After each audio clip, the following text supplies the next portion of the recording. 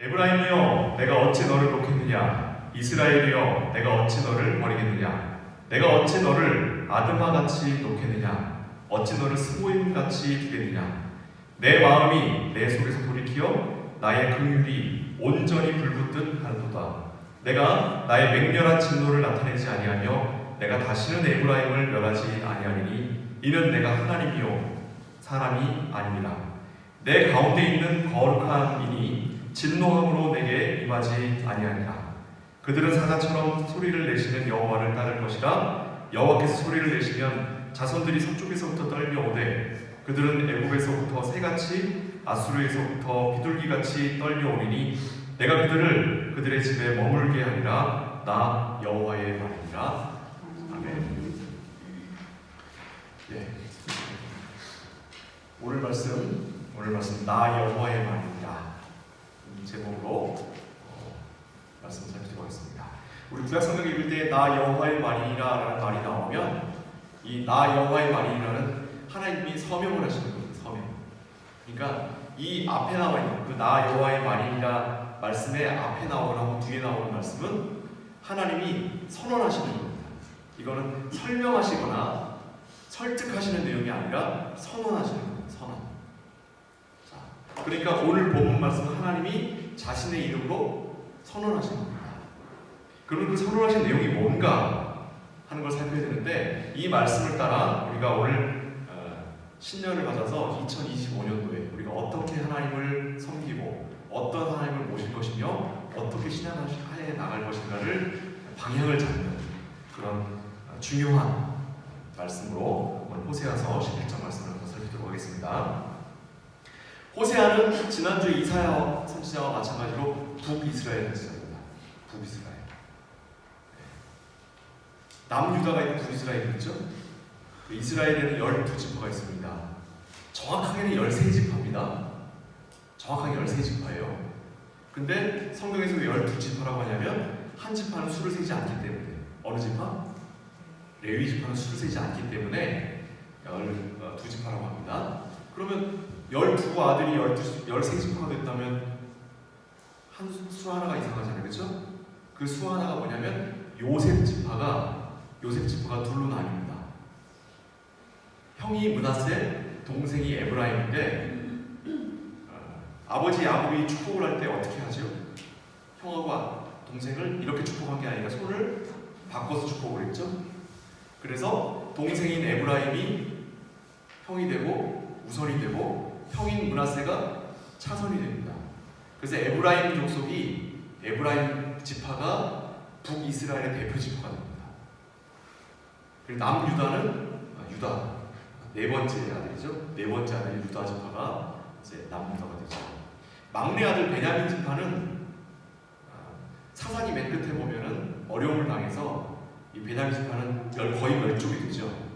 그래서 그 베냐민 지파를 다시 살리기 위해 다른 지파에서 사람들이 많이 가서 결혼하고 아이를 낳고 했는데 대개는 유다 지파에서 많이 낳은 것 같아요. 그래서 보면은 베냐민 지파는 유다 지파에 흡수가 되는 건 아니가 없어서 크게 보면은 북쪽에 10개 지파와 아래에 2개 지파 이렇게 되는데 객관적으로는 유다 지파를 제외한 나머지 11지파가 북이스라엘이다 이렇게 얘기합니다.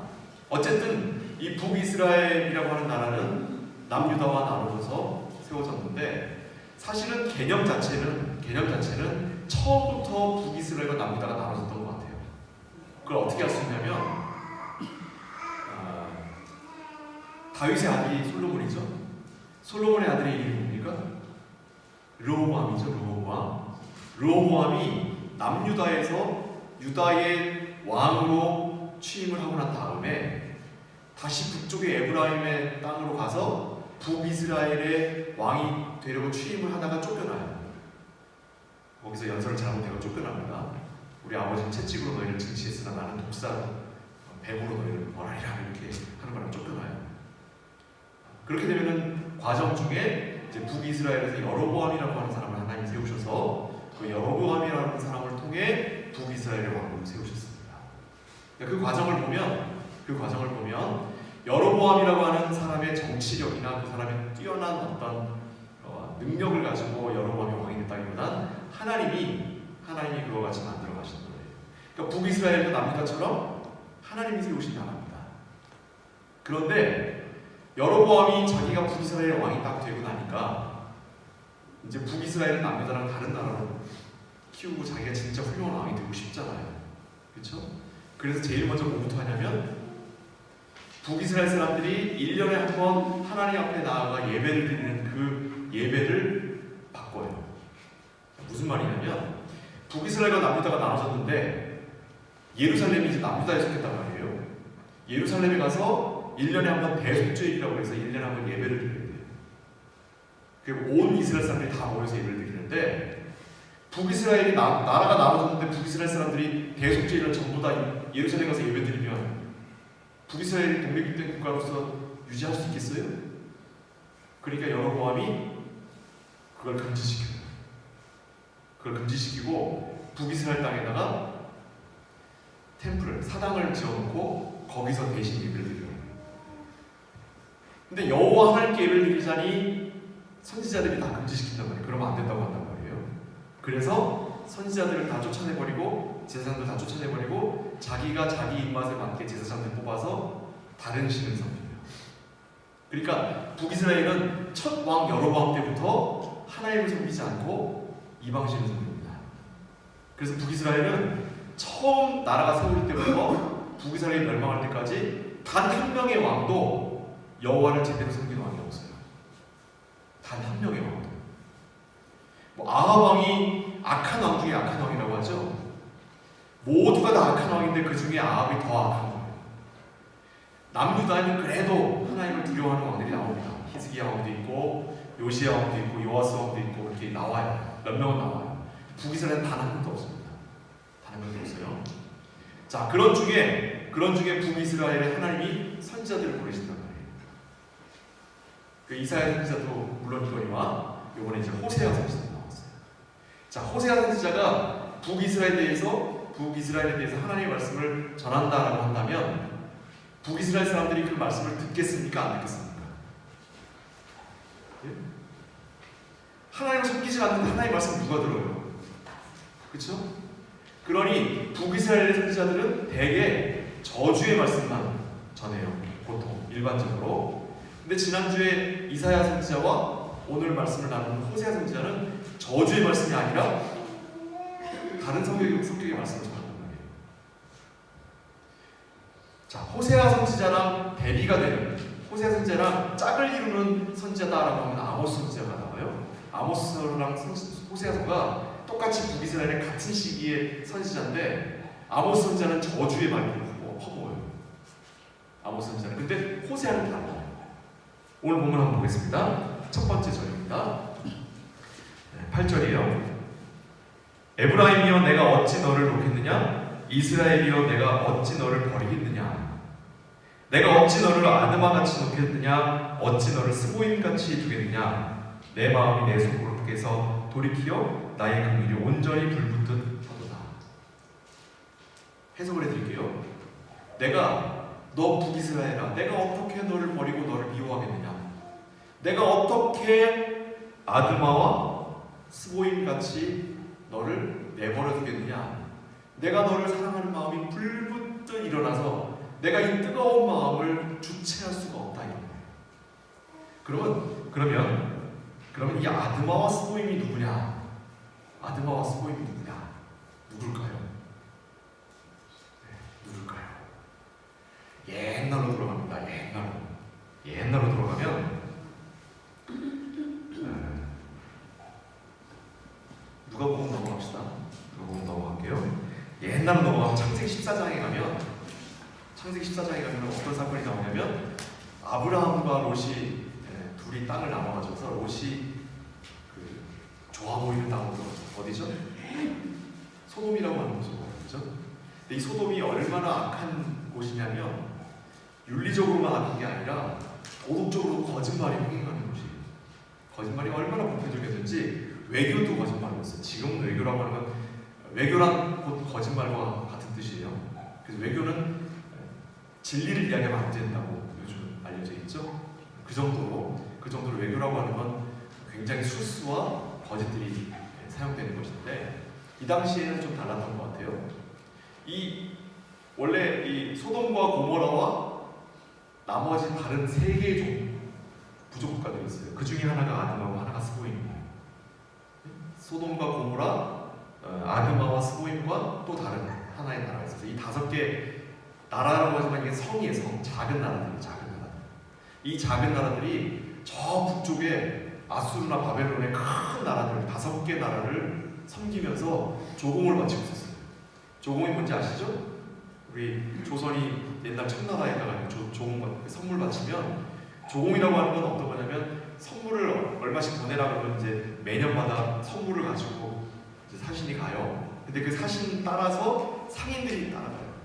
그래서 선물은 이제 정해진 것만큼 드리고 오면 청나라에서 빈손으로 돌려보내지 않겠죠? 그래서 바리바리 싸줘. 그럼 그것만 들고 오는 게 아니라 상인들이 어마어마하게 청나라를 싹 털어오는 거예요. 그러니까 조공무역은 작은 나라가 큰 나라를 섬기는 것 같지만 경제적으로는 큰 나라가 작은 나라를 도와주는 거예요. 원래. 어떤 거랑 똑같으냐면 우리 크리스마스 때 또 추석 때 우리 부모님 댁에 방문한단 말이에요. 어머니 거 선물 하나, 아버지 거 선물 하나 해갖고 들고 가요. 그러면 아버지랑 어머니가 그 선물 받고 아이고 우리 새끼를 잘 컸다 하고 갈 때 자기가 손발을 들어요. 어떻게 하죠? 네, 김치도 싸주고 전도 싸주고 산적도 싸주고 고기도 싸주고 생선도 싸주고 갈 때는 선물 2개 달라줄 것 같아. 올 때는 아유 엄마 그만 좀 해. 엄마 좀 그만 좀 해. 나 됐어. 그 작년에 준 것도 아직도 있어. 이러잖아요. 그죠? 그게 조공무역이에요. 그게. 근데 거기 상인들까지 따라가서 장사까지 하고 있는 거예요. 엄청나게. 이게 조공무역인데 이 작은 성들이 큰 나라들 섬겼으니 그렇게 한 거예요. 근데 기분은 나쁘단 말이죠. 우리가 돈도 많고 힘도 세졌으니 이제 더 이상 조공 안 맞춰 하고 반란을 한 거예요. 이 5나라. 그리고서 반란하면서 싸울 때 큰 나라들이 쳐들어올 거 아니에요? 이제 전술을 세우는 거야. 지금의 사해는 옛날에 거기가 기름이 나왔나 봐요. 사해 밑에 기름이 퐁퐁퐁 나와서 역청이라고 해요. 아스팔트 같은 끈적끈적한 거. 그게 지금 사해 염해, 지금 사해 땅이 그게 다 옛날에는 그 퐁퐁퐁 기름이 나왔대요. 그 역청으로 끈적끈적한 땅이었는데 그 뒤에 지금 친 거예요. 그 뒤에. 그럼 북쪽에서 내려오는 민족들이 이 역청지대로 들어오면 거기 다 빠지면 이제 찔러 죽이려고 딱 이제 기다리고 있었어요. 근데 이 아드마와 스보임을 하나님이 또 이 소돔과 고모라를 하나님이 지켜주지 않으시고 내버리셨어요. 그래서 어떤 일이 벌어졌냐면 북쪽에서 오는 군대가 이 정보력이 탁월해서 얘네들이 역청 뒤에 기다리고 있다는 걸 알았어요. 그래서 해변길로 돌아서 뒤에서 공격을 했어요. 이러고 역청을 바라보고 서 있는데 뒤에서 공격을 했어요. 그럼 어떻게 되죠? 자기들이 역청을 밀려 들어가죠. 그래서 다 죽어요. 그리고 이 5개 나라가 소돔과 고모라와 아드마와 스보임은 완전 멸망시켜버렸고 소돔과 고모라를 털어가지고 거기에 있는 쓸만한 사람들과 재산들을 다 훔쳐서 가져가는 걸, 뺏어서 가져가는 걸 이제 나중에 아브라함이 덮쳐서 다시 뺏어오죠. 이해하시죠? 그 내용이 이제 창세기 14장에 나오는 내용이에요. 거기에 나오는 내용처럼 하나님이 너희를 적의 손에 붙이겠느냐. 이스라엘. 자, 이스라엘이 하나님한테 어떻게 했죠? 이스라엘이 하나님한테 어떻게 했어요? 잘했어요? 잘했어요? 못했어요? 이건 막대했죠. 그죠? 어떻게 하면 하나님을 섬기지 않을까를 궁리했잖아요. 그죠? 여러분, 우리가 하나님을 섬기는 자들이라고 살아가지만 말로는 우리가 열심히 믿는다라고 하지만 마음의 가슴에 손을 얹고 한번 생각해보세요. 정말 여러분 하나님 앞에 정말 단 한 점도 부끄러움 없이 하나님 잘 섬기고 있습니까? 그렇다고 얘기할 수 없잖아요, 우리가. 그죠? 그렇지만 어디만큼은 아니에요. 소돔과 고모라, 스보임과 또 어디? 아드마 정도는 아니잖아요, 그죠? 어떻게 하면 하나님을 어길까라고 궁리하진 않잖아요. 물론 하는 짓은 매 한 가지입니다. 그렇죠? 하는 짓은 하나님을 어떻게 하면 어기고 하나님을 잘못 섬기고 하나님한테 명박을 줄까를 궁리하는 사람처럼 행동을 해요, 우리가. 하지만 그걸 궁리하고 일부러 하는 건 아니에요. 우리의 몸에 밴 습관 때문에 그러는 거지. 얘네들은 어떻게 하면 하나님을 어길까라고 고민했던 사람들이에요. 북이스라엘이 그랬어요. 북이스라엘이 어떻게 하면 우리가 하나님을 섬기는 남유다로부터 독립을 해서 우리가 어떻게 하면 이 하나님을 섬기는 신앙으로부터 벗어날까를 궁리한 자들이에요. 우리가 그 정도는 아니란 말이에요. 그럼에도 불구하고 하나님이 그들을 버리셔요? 버리지 않는다고. 왜요? 왜 하나님 버리지 않으셔요? 그들과 언약을 맺으셨기 때문에. 그들을 지키시겠다고, 그들을 사랑하시겠다고, 그들을 구원하시겠다고, 영원토록 하나님의 소유로 삼으시겠다고 하나님이 그들과 언약을 맺으셨어요. 언약 내용. 자, 너는 내 거다. 나는 네 거다. 너는 내 거, 나는 네 거라고 언약을 맺으셨단 말이에요. 그래서 하나님은 그 언약을 따라 뜨거운 사랑으로 사랑을 하시는 거예요. 그 마음이 불붙듯 일어나시는 거예요. 내가 너를 사랑하는 마음이 불이 붙듯 이렇게 뜨거운 마음이라 내가 견딜 수 없을 정도로 너를 사랑한다라고 진짜 그 언약을 하나님이 자신을 걸고 그 일을 이행하시는 거예요. 이 북이스라엘의 패역함에도 불구하고. 우리가 신앙생활하면서 잘못 이해하고 있는 것 중에 하나가 뭐냐면, 내가 하나님한테 잘하면 하나님이 나한테 상을 주시고, 내가 하나님한테 잘못하면 하나님이 나를 벌을 주신다라고 하는 생각으로 우리가 가득 차 있어요. 근데 우리 하나님은 기본적으로 우리를 사랑하시고, 우리를 양육하시고, 우리를 길러주시고, 우리를 보존하시는 모든 하나님의 은혜의 내용을, 그 은혜의 내용의 이유를, 근거를 우리에게 두지 않고 하나님 자신에게 두신다고. 우리에게 두면 어떤 일이 벌어져요? 우리에게 두면 우리는 멸망의 자식으로 갈 수밖에 없고, 사탄의 자식으로 갈 수밖에 없고, 우리는 하나님의 저주의 대상밖에 될 수 없는 자들이란 말이에요. 그래서 하나님이 일찌감치 처음부터 그걸 아시기 때문에 하나님의 구원과 하나님의 은혜와 하나님의 사랑의 근거와 이유를 우리에게 두지 않고 하나님이 회수해 가셨어요. 그 이유를 하나님께로 두시는 거예요. 그러니까 우리가 하나님을 섬기고 우리가 하나님께 충성을 다하면 하나님이 사랑을 주시고, 우리가 하나님을 원망하고 하나님으로부터 떠나고 하나님을 배반하면 하나님이 벌을 주시는 게 아니라, 하나님이 우리와 언약을 맺으셨기 때문에 우리를 사랑하시는 거예요. 하나님을 자녀 삼으셨기 때문에 우리에게 은혜를 베푸시는 거고, 하나님이 우리를 택하셨기 때문에 하나님이 우리에게 영원한 생명을 약속하시고 그걸 지키시는 거예요.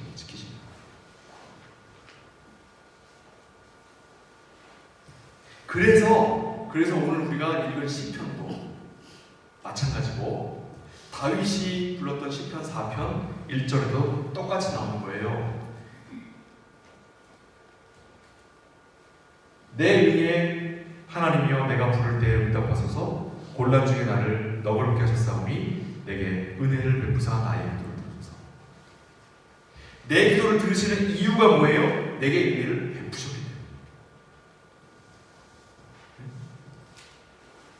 내게 은혜를 베푸셨기 때문에 내가 하나님께 기도드릴 수 있는 거고, 내게 하나님께 사랑을 주셨기 때문에 내가 하나님께 요구할 수 있는 거고, 하나님이 나를 영원한 생명의 가운데 우리를 인도하셨기 때문에 우리가 하나님께 감사를 드리는 거예요. 오늘 읽은 시편도 마찬가지입니다. 다윗은 정말 뻔뻔하죠. 하나님이 내게 무언가를 해주시면 내가 드리겠습니다가 아니라, 하나님 내게 다 해주신 분이니까 이것도 해주세요 하는 거예요. 왜 이렇게 뻔뻔할 수 있냐면, 하나님 우리에게 그러시겠다고 하셨기 때문에. 우리 며느리들 계시죠? 시댁에 가면 뭔가 좀 일을 해야 되잖아요. 친정집 가면 어때요? 친정집 가면 그냥 누워버리죠. 그죠? 왜 그럴 수 있어요? 왜? 왜 그렇게 뻔뻔할 수 있어요? 내 엄마 아빠니까. 내 엄마 아빠니까. 그죠? 하나님이 우리의 아빠시라고.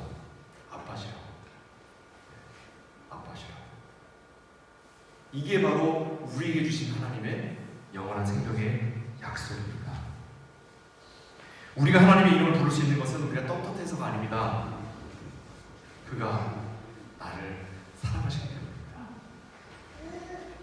그가 나를 사랑하신다라고 하는 것은 내가 무엇을 했기 때문에 이뻐하시는 게 아니라, 내 실력을 인정해 주시는 게 아니라, 나의 능력을 봐주시는 게 아니라 그냥 그의 새끼라서요.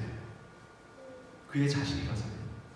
그가 택한 하나님의 백성이기 때문입니다. 우리는 그의 종, 그의 일꾼으로 고용된 사람들이 아닙니다. 고용된 사람들은 실적을 내야 돼요. 종은, 일을 잘하는 종은 더 밥을 많이 먹을 수 있고 더 쉼을 더 얻을 수 있겠죠. 여기서 저희까지 청소해라 했는데 하나는 잘하고 하나는 못하면 잘한 사람은 다 끝내고 셔워가 되지만, 자녀는 시키는 일이라도 그걸 이루지 못했을 때는 비켜, 내가 할 테니까 하는 거예요. 그게 부모인 거예요. 그게 하나님이 우리에게 행하시는 은혜의 내용이란 바로 그와 같은 겁니다. 지금까지 자신의 판단과 자신의 능력과 자신의 실력으로 하나님을 섬겨오셨다면, 이제 2025년도에는 내려놓기를 간곡히 권합니다. 이제 내려놓고 엄마의 품에 안기든 아빠의 품에 안기든 하나님의 품에 안기시는 그런 한 되시기 바랍니다. 이젠 너무 긴장하며 살아가지 마시고 하나님의 품에 안겨서 이제 마음을 좀 내려놓으세요. 어떻게 하면 하나님을 노엽게 하지 않을까라고 하는 것을 걱정하지 마시고, 다른 데서 쉬지 못하는 그 긴장감을 하나님 앞에서 좀 내려놓으시죠. 그렇죠? 우리 민수가 어제 독일에 왔는데, 독일에 와서 막 짜증이 나죠. 이제 학교를 갈 생각하고 일상생활을 돌아오고 한국에서 놀다 왔는데, 그러나 다른 면에서 보면 집에 왔다. 마음이 보이는 거예요. 처음에 할아버지 댁에 갔을 때는 내가 할아버지보다 숟가락을 먼저 들면 안 돼. 할아버지한테 먼저 말 걸면 안 돼. 뭐 이런 예전 같은 거 고민했는데, 집에 오자마자 뭐 아빠한테 밥 잘 먹겠습니다 고 먹지 하지도 않고 그냥 집에 넣더라고. 집이잖아. 집에 온 거니까 그래서 해놓은 거죠. 그죠? 집에 온 거니까. 하나님의 영원한 하나님의 집에 사는 성도 여러분, 우리 2025년 그렇게 사십시다. 그것으로 하나님의 은혜를, 하나님의 사랑을 누리며 사십시다. 그래야 2025년이 빛인 겁니다. 기도하겠습니다. 사랑하는 아버지 하나님, 하나님께서 우리를 인도하시고 우리를 자녀 삼으시고 우리에게 베푸신 그 은혜로 하여금 우리에게 쉼을 허락하셨습니다. 우리가 신앙생활한다 긴장하고 어떻게 하면 하나님께 더 잘 보일까를 고민하기보다는 이제 하나님 앞에 쉼을 얻은 자로서, 하나님께 그 언약의 귀한 은혜를 받은 자로서 주님 안에서 누리도록 하여 주옵소서. 그것이 2025년 하나님을 뵙는 우리의 마음이 되도록 허락하여 주옵소서. 예수 그리스도의 이름으로 축복하며